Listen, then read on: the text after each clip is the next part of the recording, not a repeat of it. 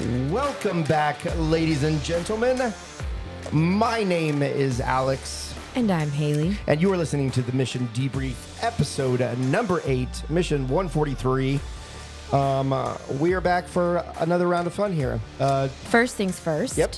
Importantly, this season has been so generously sponsored by Specialty Guest House. That's right.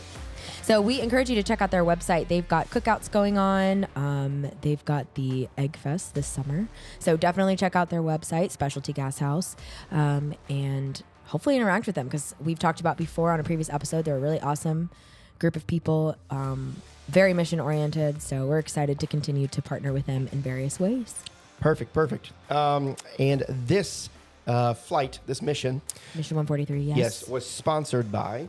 So it was sponsored by the Washington Township Fire Department and the Nick Rosansky Memorial Foundation.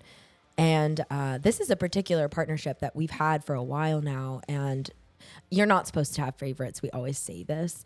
But personally, in terms of working with Washington Township as their volunteers and stuff, which we'll talk a little bit about here in a minute, they are just a really wonderful group of people. And so if you would like to get involved in both partnering with Washington Township, but also working with Honor Flight Columbus, there are several ways. So they do, and we've talked about this as they've been going on, but they do 3 flower sales as of 2025. So they do one in the spring, which was about Mother's Day weekend. They will do one in the fall, a mom's sale. They will do a Christmas poinsettia sale. And then they have their big firefighters ball in March-ish. It was March this year. So there's a lot of ways that you can support Honor Flight Columbus, but also get to be with these amazing people. Individuals that were on the flight, we fly with them all year. It's not like we only allocate their involvement to this flight. But the EMTs that we got to work with were fabulous yesterday, and they work with us on other flights. Correct. So it was Chuck, Sam, and Rob. Rob's my cousin. Rob's an amazing guy. We had a lot of fun with him. Mm-hmm. It is a special, like you said, it is a very special relationship that we have with them because not only are they constantly throughout the year raising money, for Honor Flight, for missions, for veterans, but also getting to work alongside of them just makes it that much more special. And there's a huge impact to the partnership, right? And it's not even just monetarily supporting the mission, but also, as we just mentioned, them actually being the ones to work with the veterans on flights. But the third big impact that I think is worth mentioning is community impact. So they're located in the city of Dublin, and they do a lot for the city too. And not even just in their line of work and in their line of duty, but in partnering with us and the community, they kind of act as this liaison in a way to bring the community into us. And I think that that's really, it's something I would love to see more from other of our sponsors. And I don't know how we can help with that. Because frankly, Chuck leads this partnership and he's a huge driving force of how to bring people into Honor Flight. So, we just need to kind of copy and paste Chuck's efforts. But it's been really special. And so getting to actually fly with them is always something, I think it's always a treat. So we had, like we mentioned, the 3 EMTs. We also had a lot of guardians from the group. Sure. And there was a sponsor who paid for all of those guardians. So in case you didn't know, a flight is $100,000 to sponsor a full sponsorship. And with that comes 5 guardian seats so that your organization or your group of people can be part of the mission on the day. But for this trip, a lot of the guardians were paid for by a sponsor outside of that, which is just another layer of intentionality that Washington Township has and the Nick Rosansky Memorial Foundation. Yeah, there's quite a few individuals, like you said, on the flight, and also shout out to Lindsay, or I called her Lindsay, on the flight. Did she like that? Well, it was spelled with an A, Lindsay. What? Yeah. That's still Lindsay. I met her last year on a flight, and when I saw her at check-in, I said, "Oh, Lindsay," and I looked at her pass on the front of her lanyard, her name tag, and was with an A, and I'm like, "Is it Lindsay?" Oh my gosh! And she kind of looked at me for a second, and she goes, "Well, it's spelled that way." I said, "Depends on how bougie you want to be, huh?" And she's like, "Oh, it's going to be a long day." Yeah, it is. She's lovely. She awesome. flies as their media. Yep. Which is awesome. That's another thing. Like, not every sponsor brings media, but one of the things that's important to us when media flies, which we've talked about with you before, is just the importance that the media not only dedicated to the mission of Honor Flight, but the way in which they interact with veterans is in accordance with our criteria and code of conduct and all of that. So she's awesome. Like you said, we always enjoy flying with her. Yeah. And it's always, and like you said, with the media, especially with, volunteer media, sponsor media that comes along. I try to live it. I know you've talked about it before, but I try to live it that we're there for the veterans first. And so I know I get in trouble, or I'm shooed away a lot of times because I'm out there opening car doors in the morning. Oh. And I'm like, "Oh, hey, welcome." And they're like, "Why is the media guy doing the volunteers this?" are like, "We thought he was just going to film," but I just went. When I started helping people in wheelchairs at the carport, and they're like, "What are you doing?" I'm like, honestly, it's about them first. And so to see them interact with the veterans is really super, which is why we fly you every flight. I mean, that's why you've been handpicked media. And that's why when we partner with places like Washington Township, we fully know that anybody they bring along is going to be right along those same lines as you are. So we were continue to be pleased in working with them. And actually, I don't even think we mentioned we flew yesterday, hence why I sound like a... Yep. I don't know what I sound like, but so what was yesterday's date? June 10th. So this was the rescheduled flight. Correct. We were originally scheduled for this Thursday, and then the big Army birthday parade, which we saw preparations for. Oh my! There was fencing everywhere. Everywhere. Yeah. They said it was like 20 some miles of fencing. I was talking to someone, and it's not, the crazy thing is, like, this is not a big area. Yeah. I don't know how many miles. They're keeping them within the mall area, within the monuments are right there. But yeah, they were setting it up, that you see these big pallets on every big road around there. So they're constantly doing it. All day. I heard massive forklifts. Stage. I heard there was a massive stage that said U.S. Army on the South Lawn. Is it South Lawn? Of the White House. Yeah, the White House, yeah. And I thought something that I was so grateful for, one, obviously, our incredible team of bus drivers. We had our original 3, so we had Caesar, Trey, and Michael this time. And something they did super well was communicate with each other. They do this every flight. But there was some road closures because of everything going on, and the president's motorcade was out. Which we got extra tours, which was neat. We did, and we got to see more, which was awesome. But I don't feel like our day was negatively impacted by that at all. Nope. We were, which we'll talk about more, our schedule and stuff. A couple things I wanted to mention, though, before we kind of launch into the day. Yep. I don't know why I said that day. But in talking about Chuck, Sam, and Rob, who are our EMTs, since you used to be a medic, a lot of our EMTs are medics. What their role is as EMT. I just wanted to talk a little bit about what they do and why they're important to an honor flight. Their main goal, I feel like, if I had to interpret it, did you write the policy? Yeah, is to come up behind me like every so often and say, "Hey, man, you look really sunburned. Here's a water." And I feel like maybe it's a game they play. Yeah, the policy's actually written. The fourth bullet point is help the media guy survive the day. To make sure he gets home and gives us our content.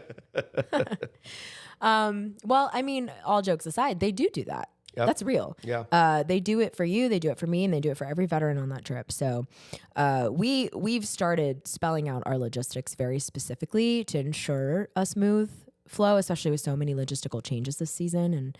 And so one of the first duties that they have is helping us load the plane. So this trip we had a pretty, I would say it was a less mobile group. And so a lot of them needed just a little bit of extra TLC to get onto the plane to make sure that they were, dignified and comfortable. So Chuck and Rob helped with that. Sam was helping actually line folks up and get them prepared to get on the plane. So that's a big part of it.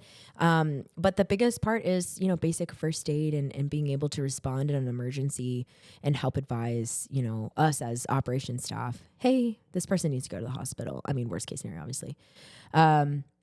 And then they are coordinated by the flight doctor. So, Dr. Coons. Dr. Coons from this flight. What a man. What a man. That guy makes me laugh. I didn't mean to tell him to sit down and shut up. He's always ready to get up and get going. And I'm like, man, you got to sit down for a second. Yeah. When he approached me, he's funny. We're at Dulles and we were waiting for the second people mover, to arrive. Oh, I was on that one. Yeah. Yeah. He came up to me and he just looked a little perturbed and he goes, and he had said something and he said, yeah, Haley told me to sit down. And I go, I was like, yeah, she's probably kidding, huh? And he goes, no. And I go, oh, all right. And I walked away. I'm like, this is going to be awkward. No, him and I have a good banter, but it changes on the plane. Sometimes we got to keep everybody seated so that we can get everybody off, which sounds counterproductive, but anyways, so our EMTs are a huge part throughout the day of assessing situations. Like, for example, I overheard a conversation on the plane, some memory issues going on the plane. And, I just kind of mentioned it. And what was funny was I was like looking at the guy next to me and I was like, do you see an EMT anywhere? Which funny, I couldn't find them because they're in neon yellow shirts. And he was like, Doc is like, 4 rows up. And he's like, but like, if you need something, I'm a medic. And the guy behind me goes, I'm a medic. Because the Washington Township people are like all medics. And I was like, well, I just wanted to check in on this conversation I was hearing up there. And he was like, oh yeah, Doc took care of that. And I was like, okay, awesome. Because of course, they're, and I say this a lot in the office, all of our EMTs, not just these 3, but certainly these 3 and this flight doctor, as well as the others, are so good at seeing an issue before it happens, yes, and preventative care, yep, but also just calmly addressing the situation, which I know is what they're trained to do. But I know, and in EMS, we're trained to assess situations, but a lot of times, what's learned the most is assessing people's faces and body language, and we're constantly. I know we've said this about medics before. We're constantly looking around, looking, at stuff because honestly, it's. I haven't been in the role as a medic going on an honor flight. However, on accident, especially when there's an older generation around, a lot of frail individuals. We're constantly looking for the fall because that's what we're used to. But we can see the look on the face. Yeah. We can see somebody's gait, becoming unstable very quickly before. Sense the aura. But before volunteers, guardians normally see that sort of thing. They just take it as their grandparents, and we take it as, oh hey. We're gonna see that fall before it comes. So I agree. And I think too, what I love about it is we've been really pushing dignity this season, making sure these are grown men and women, they live their daily life without us, without us making sure they're going up and down the stairs safely. Correct. So it's just really vital that we provide that dignifying experience. And our EMTs are just, they're the examples of how to do that. Yeah. And then especially, with this Dublin group, of firefighters, they're insanely good at what they do. They are. I will say that. They, not just because they're family, Rob, but because, I see them getting down eye level, with everybody. Making eye contact. And not only that is, just knowing their hearts, between Rob and with Chuck, I know them two the best, getting to know Chuck more and more. Chuck, and we'll talk about it in a second, but he takes everything he does 120% with his heart. Yes. He's very sincere. He serves, he leads, he exists with his heart. So, good. Yeah. Okay, so let's just start with a brief overview of some statistics of the veterans, and we'll really dive into this. So the average age was 77. The oldest was 93. The youngest, 65. 3 females and 2 Purple Hearts. Majority of our veterans, we had over 50 Vietnam era. a couple Korea era, and then of course a couple GWAT and Gulf as well. But then one thing I wanted to say is how wonderful the morning was. It was so much easier. We had no delays. This flight, so as we mentioned before, we rescheduled it. So we were also going to have to leave 30 minutes early, or an hour early. Actually, I lied. We didn't tell the veterans to arrive at a different time just because in our experience, the veterans are arriving so early anyways. So we just kind of went with it and told our volunteers to be there early. So they got there very early, like well before 5 a.m. And so something I wanted to mention this time was we had an incredible Allegiant Charter representative who was so communicative and so kind of similar to what you were just saying about Chuck. Like you can just tell when some people are being so thoughtful and intentional in how they interact, even when they're just doing their job. There's a difference. So she was really awesome. And we've already, actually, it was before Beth even left the airport, I had texted her saying, can we please request the same representative? And she was like, I already did. So we have already tried to get the same representative for next season. So anyways, we got on the plane. We were pushing back by 6:30, which was our goal, which was awesome. Even with a couple bumps in the road that morning, we were off and going. And then we get to Dallas, we get to, what's it called? The buses. And then we went straight from there we were able to start with a morning stop at Iwo Jima, the Marine Memorial, which was really great. So we were off to a great start because our schedule was kept. We kept the same schedule we intended to keep all day. We didn't have to be flexible, which is great. Although it was a shorter stop at Iwo, right? Wouldn't you say? Yes. However, when we got there, I remember Terry speaking. She was the bus leader. And I looked over and I go, hey, Terry, there's something special out there. She looked over and then she kind of looks at me like, you're crazy. You're crazy because I constantly pick on Terry. And then she looked again and she goes, oh, and we also called in a special favor for your arrival. And it was the Marine Corps band. Which was so cool because last flight we had the Navy. Yeah. The naval band. Yeah. And they were, so we keep getting special. And what was cool about this one was they were going through the formations. Yeah. And they were marching out in the larger yard of the green memorial. space, the memorial. And there was a few of them that came over taking pictures, but there was a trumpeter that was right there. That was cool. Yeah. Standing on a part of the memorial. Yep. Doing some sound checks. So they were running like short formations of stuff. And it was pretty neat to see. Especially for our Marines, I imagine. Although it was funny because this veteran walked past me, Marine vet, and he just goes, that's not what I did in the service. And I was like, do I want to ask? Right. No, it was pretty cool. So I noticed a lot of the attention had turned around, of course. Yeah. I mean, same for it's loud and in your face, but no, it was pretty neat. It was a great start to the morning. And then we headed straight from there to Arlington. We got to keep that gate time, which what an amazing experience. And I have to say, shout out to Arlington's staff, because when we were in the process of rescheduling, and I think we talked about this earlier, but Beth and I were on the phone at like 10 p.m. one night, and she's like, what should we do? And, we were just kind of weighing the pros and cons. And she said, she's like, well, I'm on Arlington site right now, and there's not a gate time that we could work with. And I'm like, well, crap. And she goes, oh my gosh, there's a 10:30 time. And we're like, take it. So she takes it. And then the following, because this was on like a Saturday. So then Monday, she reached out to Arlington because it can take up to 10 days to confirm your booking, which obviously we had to like move and reschedule everyone. And so she reached out to Arlington and just said, hey, is there any way we can expedite this, whatever? And they said, no, but we're going to do it for you. So they were so kind and so helpful and understanding kind of the weirdness of rescheduling all the honor flights. So we were just so appreciative of that. Yeah. And I was just going to say too, speaking of that and rescheduling and flights, I had conversations with different individuals, even that weren't on the flight with us during the day, and talking about other flights. We had seen other honor flights. Yes, we throughout did. the day. Do they at least two? Yeah.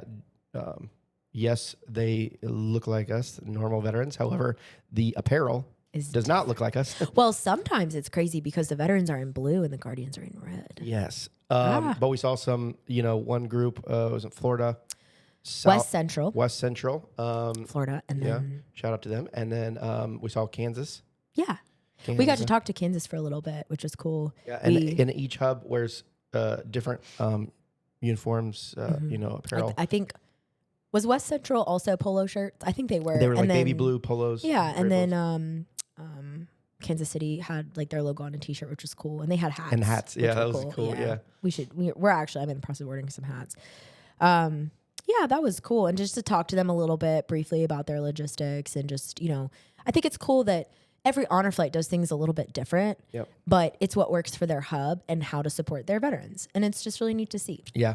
And I think it was Kansas. We had talked to, but I was standing there. Beth was talking to an individual from Kansas City on our flight. Yes. And who was the guardian for her father, I believe. Yeah. And she said, oh, yeah, we came this morning. We leave this evening. They're like, whoa. Yeah. They're like, you don't stay in a hotel like tonight? You're not. Well, okay. Speaking of this and other honor flights. Yeah. A lot of our DMV based volunteers will volunteer with other honor flights. And I was overhearing a conversation, so some of the details might be a little, but the point is, Alaska. Yeah. Oh, that was probably me. I was talking. I was talking to who helps out with honor flights. Joanna, is that who you're talking to? No, I was actually talking to a gentleman at the VFW.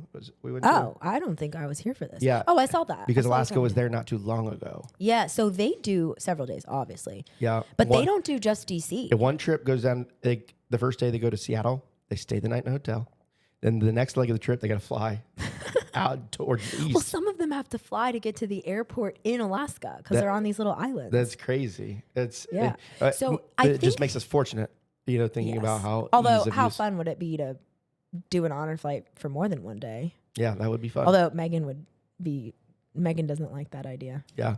And not everybody likes flying that much. No, so exactly. a short trip. Exactly. Hey, it's only going to take an hour there. We can do this. It's so much easier to get, because we get a lot of veterans who haven't flown since they got back from Vietnam. Yeah, yeah. And that's so much harder when it's a longer than 50-minute flight. And then you deal with the logistics of hotel rooms, who stays in what rooms together. And that's why a lot of hubs that stay overnight have to fly with family, where we don't fly with family. And it makes sense. I mean, that's the best way to support their vets. And logistically, as far as getting to airports and back with buses in different cities. Yeah. So you have to use different companies as well as, that's a good point. Our individuals, they take their morning, afternoon, evening meds with them. So, True. You know what I mean? So it's it's a bigger commitment from everybody, including the veterans and sponsors. Yeah. Yeah. So anywho, so the conversation I was overhearing, and I don't know if it was Alaska or if it was a different hub, but they don't just go to DC. They go to Delaware. Oh. And they go to like Howard County, Maryland. Wow. Yeah, I was like, oh, little East Coast. Yeah. So anyways, I just thought that was interesting. I want to talk a little bit about Arlington and something that, we've experienced and I think we've touched on here and there. But when we ask veterans for feedback on their honor flight, both before and after, in terms of like, what are you excited about? And then also, what was the most impactful part of your day? Other than the welcome home, which unanimously gets that title. Arlington is the favorite. And I don't know. I just wanted to take a minute. I do hear that a lot. The 2 minutes. Yeah. So what we're doing at Arlington, we have a few minutes. We can see like Audie Murphy's grave, John Glenn. There's a couple memorials around the amphitheater there, but we're really there for the changing of the guard at the Tomb of the Unknown Soldier. So I don't know. Talk a little bit about why you think that's the most impactful. I think it's most impactful not only because of the formality of it. I think a lot of it has to do with many points. You hear about it, they've heard about it all, their life if they've never been to DC. A lot of these individuals, have lost friends, brothers in arms, loved ones. And a lot of those people didn't get, the formal burial that they should. So that hits, a little hard. A lot of these are, yes, they're memorials, but you don't see it up close in front of a headstone. But as far as the Tomb of the Unknown Soldier, We do have, like I said before, on previous missions, and we had them amazing group of reservists that are active right now that go along with us, but also seeing active duty individuals, the guards that are there. That's really the only time that they see that in formality, and that's what they remember. And the ceremonial component of their duty. Correct. And then when we talk about the scraping of the heel, and people don't salute these veterans anymore. Yeah. It's not what they do.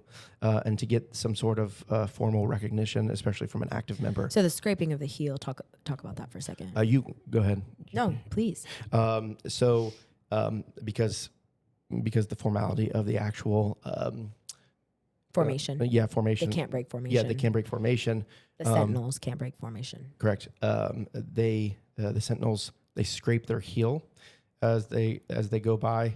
I've heard it twice before. Typically, I hear it one time. It depends. Sometimes I've heard it.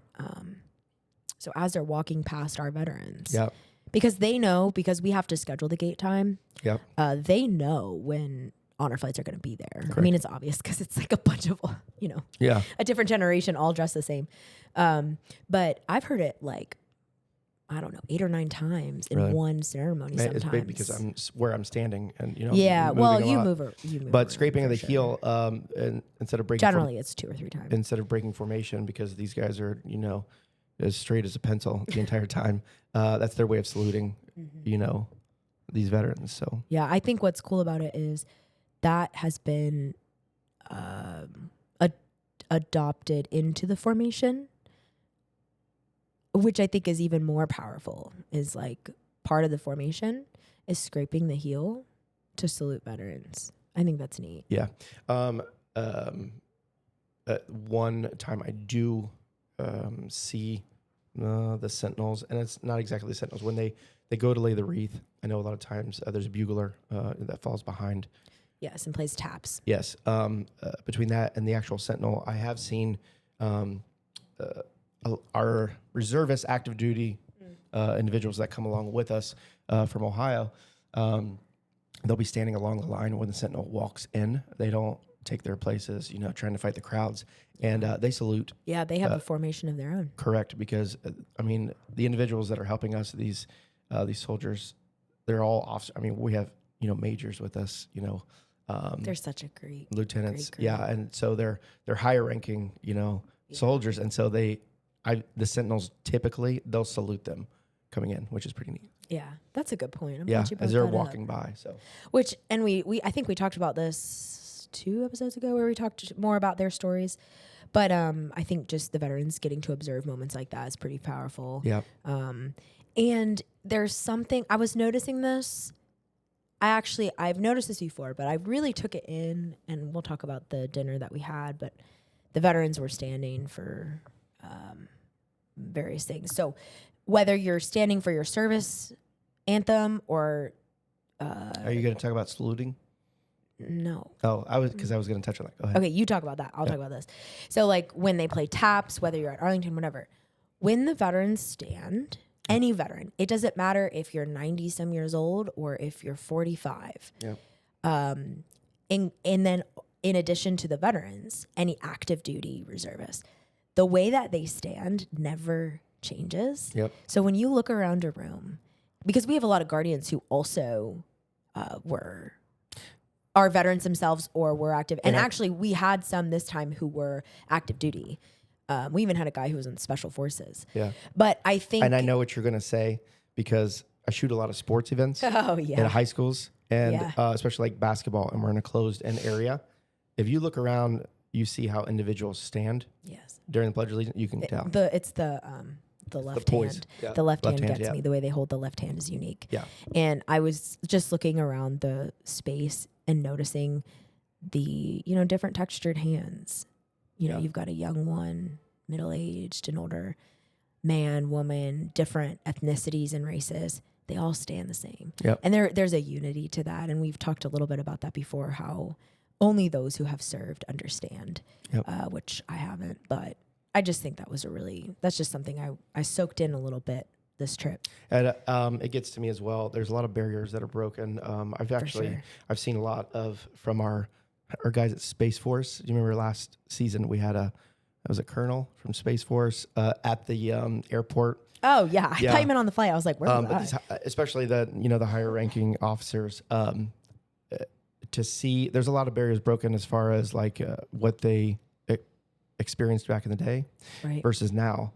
Because a lot of times, these upper officers, they'll salute these individuals. And some of these guys are just private corporals. Yeah, we just grunts going through. But also a lot of barriers being broken. I've talked to a lot of individuals in the past missions, not to be a side note, but past missions about race, their struggle with race or like how they perceive race in the military back in the day, whether it be Vietnam, Korea, being in... or how they were perceived by the military. Correct. For race. And to see that and to see, an officer of a different race saluting them and thanking them for their service. Not only is it a higher ranking officer, but they're of a different race. They're not used to Somebody that they've been separated by before. Yeah, and I've seen, actually yesterday, an individual, you could tell he got choked up, confused, and then saluted him back. I think that would be a really powerful episode to talk about that specific. And I know a couple individuals have talked to me about an interest in that. So we should revisit that because I think something that we've talked about in the office and on the board is, we want everybody to see themselves in our organization. Correct. And it's a predominantly male Caucasian Correct. group. And that is reflective of a portion of the service, but it's not reflective of all of it. Yeah. And so we want...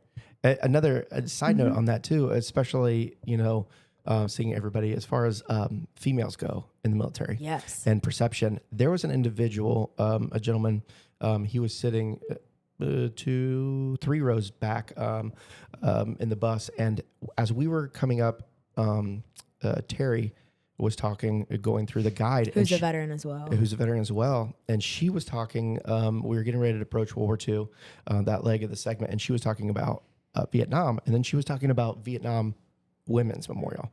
And she said, because she was going through the speech as it was perceived that women weren't in Vietnam. Right. And I heard the gentleman 3 rows behind me, and he goes, that's not true at all.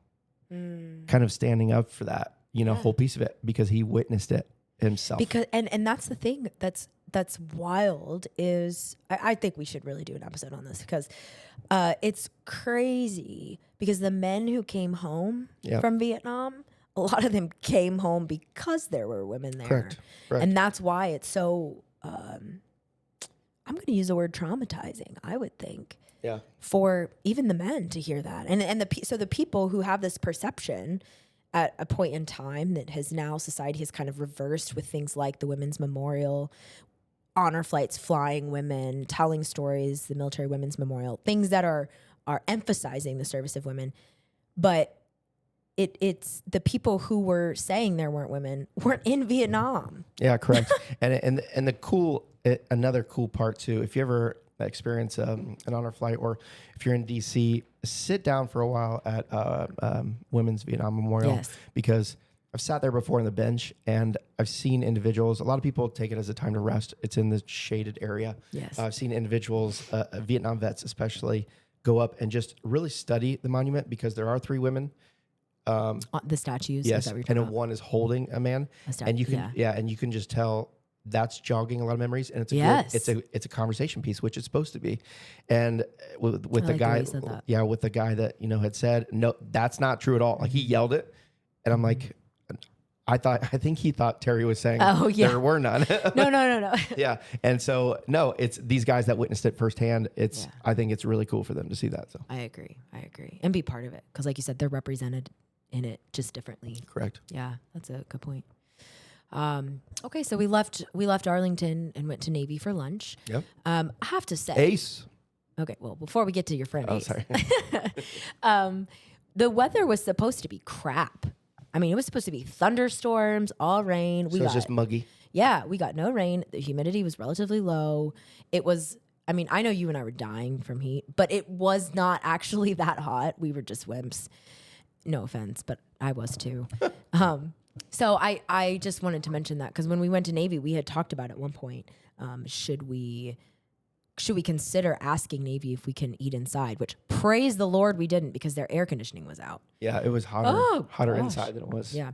But anyways, there was a lovely breeze. So we get to Navy. And something I just wanted to briefly mention about Navy is we had more than one Coast Guard veterans, and they're more rare to come by. So that was really special. I normally get excited. You always do. That's why I think about it. I think only 2 before. I mean, there could have been more that I was on the flights, but 2 flights before. I remember the last time I go, hey. I remember telling Beth, Megan, Celeste, like pointing it out to people constantly. They're like, yeah, I know, we booked him. Yeah. And then I would point and I'd go, hey, you see that guy's in the Coast Guard? And they're like, yeah. I'm like, oh, so it's a special sight to see for us. So. It is. It really is. And then we left Navy and we went to World War II. And this is where we had our presentation of the flag, which we as an office, this flight, nominated Chuck. That seemed, I mean, it was, everyone we've nominated has actually been unanimous. It's not like I'm sitting here like, we should have Alex. And Megan's like, oh gosh, no. Like we don't go through that at all. But with this flight, Megan's like, so we're doing Chuck. And Celeste and Beth and I are like, yeah, we're doing Chuck.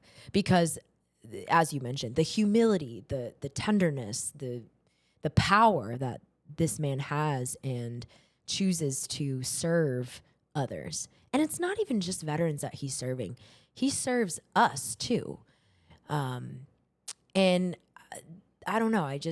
He's always stood out to me. Even when I had first volunteered long time ago before I worked here and back when I lived in DC, he always stood out to me because he doesn't have to say anything, but you know that this is a man of character, I guess is a good way to say that. So we had him present the flag, and a little bit about who he presented to.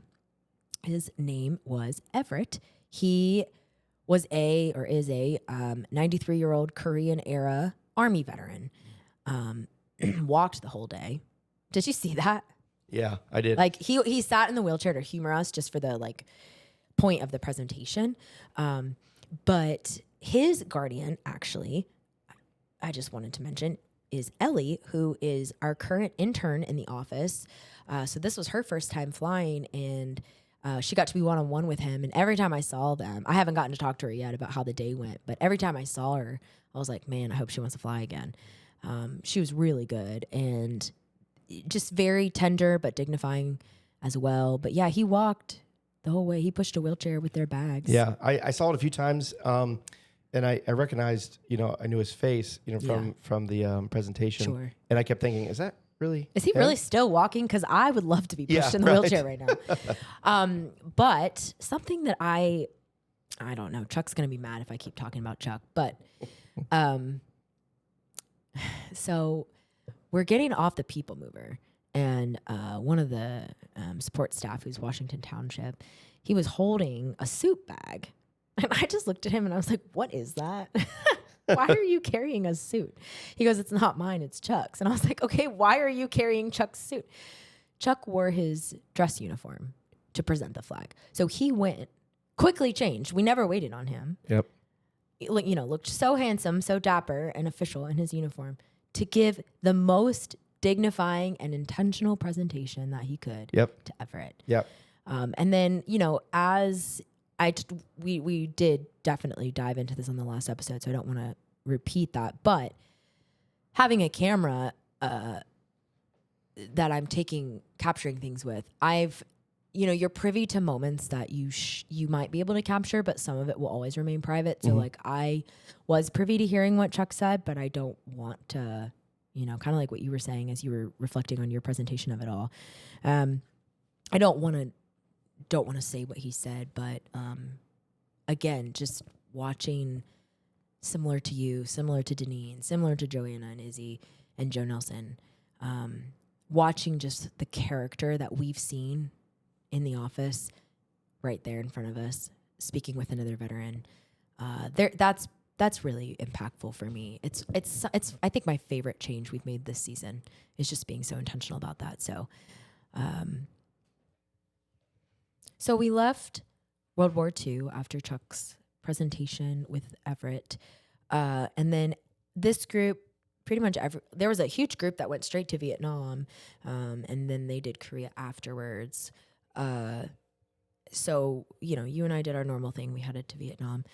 And something that I thought would be, interesting to talk about is kind of your experience a little bit here. We've spent a lot of time this season talking about, or not talking, but capturing content of names and rubbings and things like that. So before I ask you some questions about that, just kind of wanted to go into a little bit the design of the wall, especially in case anybody hasn't been there or hasn't seen it.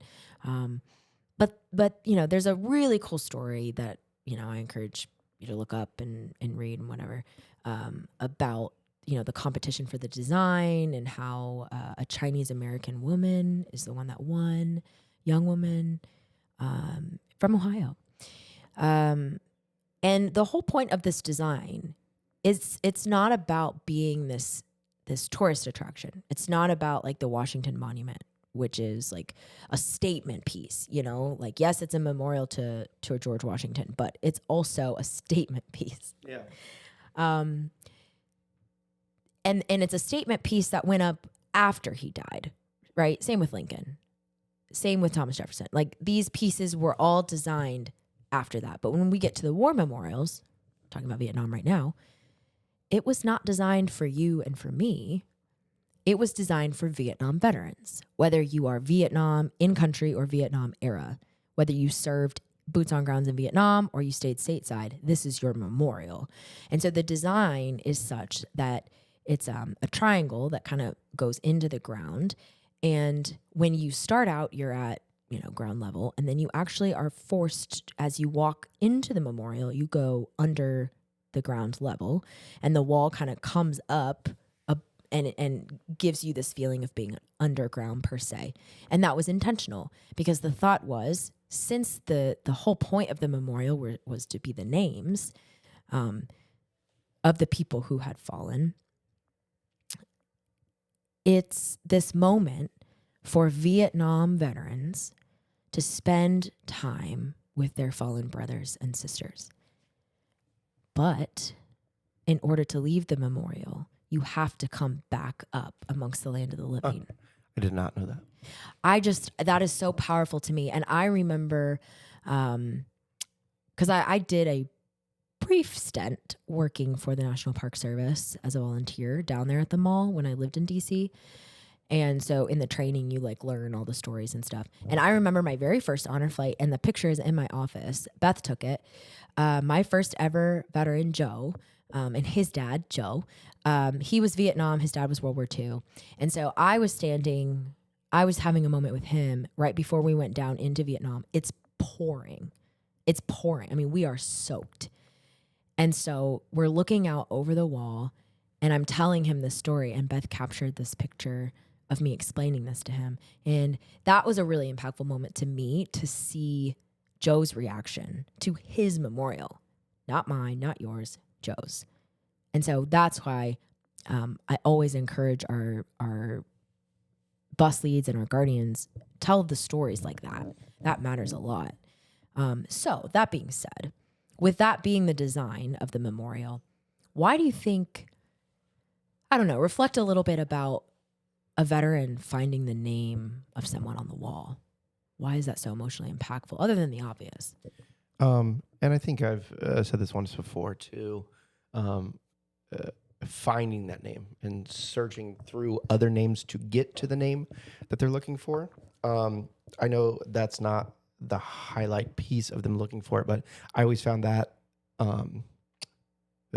that if you were to put it into a physical form, and there were all these guys standing around, and you'd be like, hey, can you move? Can you move? Can you move? You literally have to go through those individuals, to get to your friend, your brother. That's what you're saying. Wow. And I think that just seeing those names, and you start to see them breaking down, because they know that there's more, especially, if they were there, if they were boots on ground in Vietnam, they know they've seen other individuals that they didn't know, pass away. I always found that really, really moving. I think you just changed the way I see the wall. Really. And I think I also, because, Can I have you reiterate that? I feel like, slow down for a second, because I think that's so powerful what you just said. So are you talking about when you're searching the list, or when you're actually at the physical wall? When you're at the physical wall, especially, even if you are on point and you're ready when you go there, and you know exactly what line and whatnot. What panel? Yeah, what panel.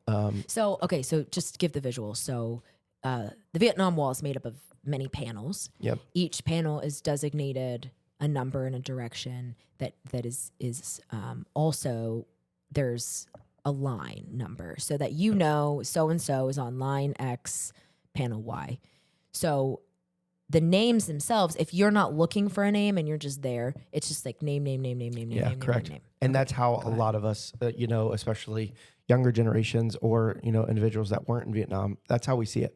We see names. Right. I've stared, at that wall countless hours, gone through looking for names, walking alongside it, filming it. To me, it's a list of names, right? It's a lot different for these individuals that are looking for a name, who were there or, who were there, in that generation, with friends, with family, cousins, brothers that were there. It's physically how I see it. And I've always envisioned this for a lot of these guys, who have a lot of pain. They see in war, you see individuals die. You don't know their names. You never talk to them. A lot of faces. And so as they're searching through these names for the one that they're looking for, the individual that they had made a connection with personal in life, as they're going through there, I can only imagine that these guys are seeing, faces. They're like faces of individuals that they've seen die. And so to see that physicality of like, this was this individual's face. This was this one's. Or these. And like you said, the shifting. So it's almost like as you run your hand down the wall on the names, trying to find your line, you're moving one to the side, you're moving another one to the side, another person to the side. Yeah, a room full of 50 guys, and you're looking for one guy in the room. You got to go through all these faces and push them aside, to get there. And I think seeing physical faces, whether or not they knew people's names that, they helped or they saw pass away, is, it hits a lot harder. To us, we're reading out of a book, of names. To them, it's actual faces. So, yeah, that's really powerful. Yeah, that's a bigger hit. I mean, I wrote that question to talk about. I didn't expect you to give that answer. I honestly think it's because after they see that name, if you watch individuals, especially in country individuals. After they find that name, it's not done. A lot of times they sit there and they stare, and they're not staring at that name. This trip, a lot of trips before, they wheel their wheelchair back, or you'll just see them standing along the chain rope, and they're just staring at the wall, nothing in sight. A lot of times, maybe they're coming, peace with things. Maybe they're just reflecting on memories, but a lot of times you see it, and they look through names that they don't even know. They're not looking for anything. And I think they're seeing. They're trying to reconcile with the visions, the things that they've seen. So yeah. And they see their reflection. And it's different for everyone. Everyone deals with trauma. Everyone deals with the past, good and bad, in different directions. So it would be very interesting to hear, if you're listening to this podcast or have a family member, we would love to hear, how please. You see the wall. Email us at outreach@honorflightcmh.org. Because we'd love to tell your story. We would love to. But yeah, I think the physicality is a lot different. Yes. Being there, a lot of times, I've also heard this as well. I think this is a good point to touch on. A lot of people say, I wasn't in country, or I was in country. I wasn't doing anything important.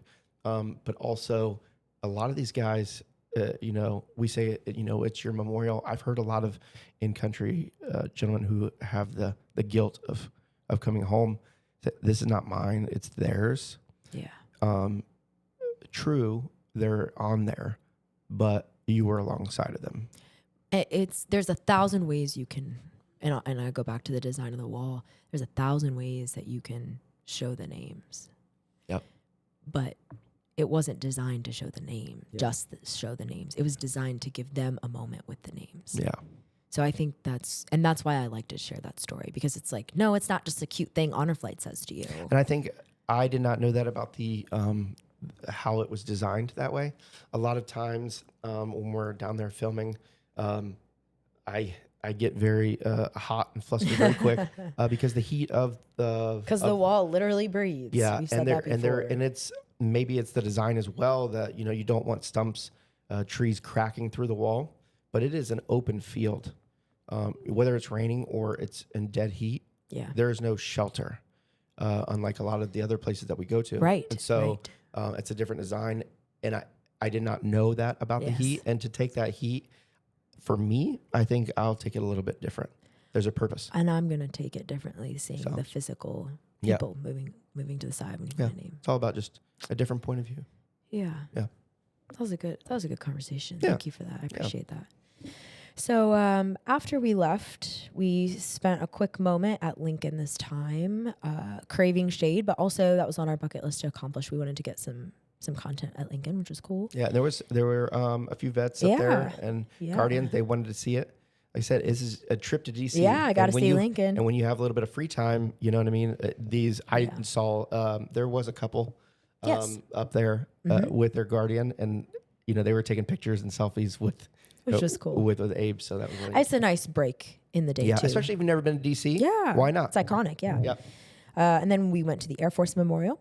Yep. And then with the reschedule, the Military Women's Memorial was already booked. So we didn't get to go this time. We still made arrangements to do the certificate presentation. So thank you to those of you who sponsored that. And so the women were still registered. Stories still recorded, 3. But we presented it instead at our new dinner location for this trip, which was the American Legion Post 177 in Fairfax. Yeah. And I'll keep this brief, but still wanted to, essentially say thank you. They gave us the space to utilize. They welcomed us, and they gave it to us. They gave us this space. They obviously our Mission Barbecue was the caterer of this trip again, and so they were all in there set up. But then the American Legion had a bit of a ceremonial component once we sat down and were eating, and then they had a choir. Mm-hmm. That sang some patriotic and military based songs, including one from Barry Manilow. Yeah. Didn't know he had a Ladies patriotic choir. tune. They were very good. Yeah, they were great. And then they also ended with cake, which was so nice of them. Again, so nice. And then we left there, went back to the airport, did a great job loading those people movers again, although we had a lot more wheelchairs this time than we usually do. Quite a few. But we were able to do that. Everybody was super cooperative and flexible in that. We were out, loaded up on the plane, and got to the welcome home. There are 2 points I wanted to talk about with the welcome home to kind of wrap us up here. The first is that we went out, we did our thing. We're capturing content, and I've not said this to you yet. We did have 3 high schoolers on this flight. We had Evelyn and Maddie and Caden, who... a fantastic way to end the day or the season. They did amazing. But I wanted to specifically mention a moment I caught, and I purposely didn't take a picture of it. It felt too private. But I was walking the welcome home, taking pictures, and I saw Evelyn with her 2 veterans. And I mean, she's lost it. She's just so emotional, but she's still taking her pictures, and you can tell she's trying to contain herself to not draw attention to her. I did see her. To make it about the veterans. And that, to me, that's why we do the whole high school program, is we want our high schoolers to have these experiences, to connect with the significance of a welcome home, because that, if she takes nothing else away from the entire experience but that moment, it's a success. Yep. So with that in mind, the second thing I kind of wanted to pose and have you speak a little bit on, since you got connected to us through Welcome Home, why should somebody attend the Welcome Home, especially if they don't know a veteran on the Welcome Home or on the flight? Yeah. Well, first, because they deserve it. We wouldn't be here without them. Their sacrifices of, taking time out of their personal lives to ensure freedom here in the United States, but also because the more the merrier. They deserve it. Like I said. Why does it matter to the veteran if you're there? Because they don't, let's say they don't know you. And honestly, I've thought about it this way as well. It's a perception piece. It's kind of like, I always go out of my way, say at like a Walmart or McDonald's. If I see an older individual and he has, a veteran hat on of any kind, I go up and thank him for the service. always catches them off guard, never fails to catch them off guard. And you think about everybody, Americans, we take for granted, our freedoms today, take for granted that, the majority of us don't have to serve to get the things, for our families to have today. So they're every day, these veterans, for their whole lives since they've come back from war or did their time in service, every day, thousands, hundreds and thousands of people, a year pass them without thanking them for doing, or sometimes even knowing they served, or doing what they did. So one welcome home, a lot of these guys, didn't get that welcome home, but also one welcome home, you just think the amount of people there, whether, it's, 1,000, 3,000 people out of the hundreds of thousands that have passed them their life and not said thank you is huge. It is. And I watch them every time. We've talked about this together. I don't know if we've talked about this on the podcast, but where you watch when the veterans interact at the welcome home, they'll take a moment in the beginning and they'll just be like, wow. And you can tell they're looking around, they're overwhelmed. But for the majority of their walk down the gauntlet, they're so focused on the individual. Yep. You know what I mean? Yep. The hand they're shaking. Like I watched Glenda, one of the service women on this trip. Every hand she shook, she said, God bless, God bless, God bless. Which and takes time. It does. But it's an intentionality. And energy, honestly, when you're Yeah, exhausted. Right. But I think it's so important to, like you're saying, recognize, because not only are you saying thank you, but you're saying you matter, your service mattered, and your story matters. You are significant. Every time, this is in my younger midlife, I think about the barriers that are broken at, not just the healing wounds and, the happiness of coming home, but barriers that are broken at homecoming. The kids that, especially the kids that are outgoing, that are dressed in little ties. Yes. Any child, whether they're holding a sign or whatever, and they go to shake their hands, they're like, thank you, or welcome home, or just shake their hand and smile. A lot of these individuals, as we know, it's a circle of life. Unfortunately, anymore, they feel so disconnected. Yeah. They feel forgotten. Yeah. So many. I mean, whether you're fortunate to have your it's grandchildren, your medical care, you're frustrated with insurance, or you're frustrated with the way people or just drive. don't know how to communicate. You know? Yeah. I mean, like they don't speak the language of this generation. Yeah, they don't, and you don't have a lot in common with them. So it's hard to communicate. Breaking those barriers, breaking the barriers of, like I said, these women that are shaking hands with active service men, especially upper, is a barrier. There's racial barriers that are broken. Yeah, I love that you brought that up. I remember, especially last night, but every flight there was a veteran. He was in a wheelchair, an African American man that was shaking hands with these. It always gets me with these. They're bikers. Oh yeah, the biker gang. The biker gang. The Mustang. I don't remember yeah, what they're. And they're vets. They're awesome. They're there almost every time. I think we've had groups like that sponsor. Yeah, and they're always there, like you said. They come in. They come in numbers. They ride in numbers there, and when they shake their hands. Especially, there's a cultural difference. There's a cultural difference divide. there. Yeah. And I know a lot of times they like stoop down, especially these gentlemen that was in the wheelchair, and they're shaking their hands. And when they connect, it's a camaraderie piece as well, not only breaking barriers, but they're like, you served, I served. And them shaking hands is a lot different than shaking, the ladies' hand, the older ladies' hands or the kids' hands, because they're like, oh, you came here, like, I came for you is what they're saying to the veteran. Yeah. And when we see veterans, I saw quite a few last night that had honor flight polos that returned to welcome them home, because it hit them so hard. They know what it meant to them. Yes. So they keep coming back to welcome more people. And I think this is a perfect place to end, because when you go on an honor flight, you become the absolute best ambassador to get other veterans on an honor flight. And on a personal note, my very first veteran that I was talking about earlier, Joe, his childhood best friend, Tom, was on this flight, and he came on this flight because Joe's been telling him all these years, you need to go on this flight. And I think we see that at the welcome home, because veterans are like, I want to be part of what this community gave to me at the welcome home, because now it's my turn to tell that veteran you're significant and you matter. So I think no matter who you are in society, no matter how old you are, there's a place for you at the welcome home. Yeah, there is.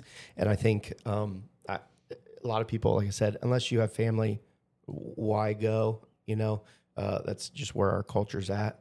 But I promise you, it's worth it, It is. Get up front. And the majority of the people at the welcome home, mathematically, I'd assume, if you're taking 70 to 80 veterans and there's, almost 2,000 people, it's not all family. Majority don't know who these veterans are. Yeah. So come join us. Which is another point too, and I know we'll hit it on the next round, but the individuals that are at Dulles, yes. When we get off the buses and we go to TSA, Yes. there's a line of people that are welcome home, but like welcome to DC. Welcome to DC, but they're kids. Yeah. Families, active service members who Absolutely. are just thanking them in a line and cheering with signs. Those aren't family. And that I always there's always individuals that cry, veterans coming down, and I'm always standing there like right before TSA, and I'm like, they don't know, but I'm like, if you think that was weepy, it's gonna wait till and we it get always there. does. Yeah. That's It's such a good point. Super, super cool. But that brings us into other vets. This summer, when you hear us next, Yes. we will have been at be surprised at family reunion. Yeah, so we'll have a couple episodes we'll release this summer. We've got a couple things in the works, including the reunion, which will be August 16th at the Ohio History. No, it's been at the Ohio History Center. This year it's going to be at the National Veterans Memorial Museum. So anybody on previous flights? Yes, anybody Guardians who's been. and vets? Yes, Guardians. We want you to get in touch with your veterans. Reunite, but this is really a moment for veterans to be with other veterans, and veterans can bring a friend who hasn't flown. Yeah, there'll be some special treats there. Yes, including us. We're a treat. Yes, and live and in person. We would love to talk to you if you would like to talk to us on camera or on the podcast. Yeah, we will be there. Share your stories about honor flight. Share your stories about service and life afterwards. Yeah, we're really excited to hear what's going on in your life. So, with that, don't forget, join us September 4th for the next welcome home at the John Glenn International Airport, 8:45 p.m. Yes, and my name is Alex. And I'm Haley. And you have listened to the Mission Debrief. We'll see you guys soon.